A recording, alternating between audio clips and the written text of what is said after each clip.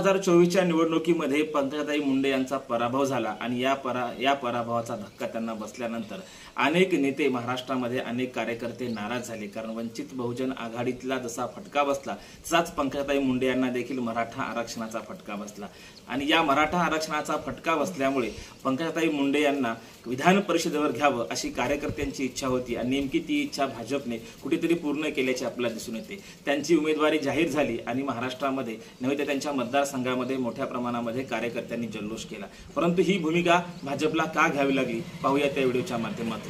आपण पाहतोय महाराष्ट्रामध्ये नव्हे तर देशभरामध्ये भाजपचा जो वोटर वर्ग आहे तो आहे ओबीसी वर्ग आणि मग हा हक्काचा वोटर वर्ग त्यांना सोडायचा नाही। महाराष्ट्रातला विचार करायला गेलं तर माधव हे समीकरण आपण जेव्हा पाहतोय माळी धनगर वंजारी हे माधव समीकरण पाहत असताना आपल्या लक्षात येतं की हे सर्व जे वोटर आहेत जे ओबीसी आहेत हे सर्व वोटर भटके विमुक्त आणि ओबीसी वोटर हे खऱ्या अर्थानं भाजपचे वोटर आहेत। आणि मग जेव्हा पंकजाताई मुंडेंचा पराभव होतो तेव्हा हे भाजपचे जे वोटर आहेत मूळ वोटर आहेत आणि मग हे मात्र नाराज झाले। याचा फटका कुठेतरी विधानसभेला बसू नये म्हणून विधान परिषदेवर पंकजाताई मुंडे यांना घेण्याची तयारी भाजपने सुरू केलेली आहे। खरं तर आपण पाहतोय की पंकजाताई मुंडे यांचं राजकारण जेव्हा आपण पाहायला जातो तेव्हा त्यांच्या बाबतीत एक महत्त्वाचं विधान आपल्याला करणं अत्यंत गरजेचं आहे। कारण बहुजन महिला नेत्या आणि विशेषतः ओबीसी समुदायातून अर्थात वंजारी समुदायातून आलेल्या नेत्या ह्या गोपीनाथ मुंडे यांच्या कन्या जरी असल्या तरी स्वकर्तृत्वाने त्यांच्या एकूणच वक्तृत्वाने आणि त्यांच्या कार्यकर्तृत्वाने त्या पुढे गेलेल्या आहेत।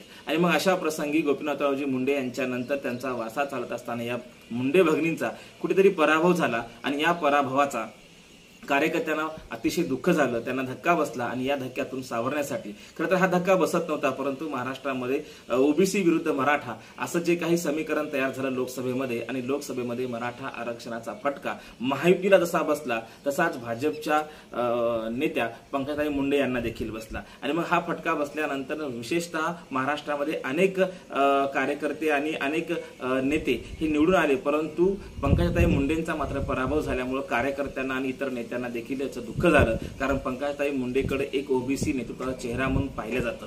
तिकडे आपण पाहतोय छगनजी भुजबळ असतील किंवा गोपीचंद पडळकर असतील आणि इकडे पंकजाताई मुंडे असतील हे त्या तीन नेत्याचं महत्त्व महाराष्ट्रामध्ये खरं तर एकूणच बहुजन राजकारणामध्ये आपल्याला दिसून येतं। माळी धनगर वंजारी असा फॉर्म्युला महाराष्ट्रात तयार झालेला आहे आणि मग या फॉर्म्युल्यामध्ये आपण जेव्हा पाहतो छगनजी भुजबळ असतील पंकजाताई मुंडे असतील आणि तिकडे आपण पाहतोय गोपीचंद पडळकर असतील या तीन नेत्याचं महत्त्व या तीन समुदायामध्ये सर्वाधिक आहे आणि हा सर्वाधिक वोटर वर्ग महाराष्ट्रामध्ये आहे।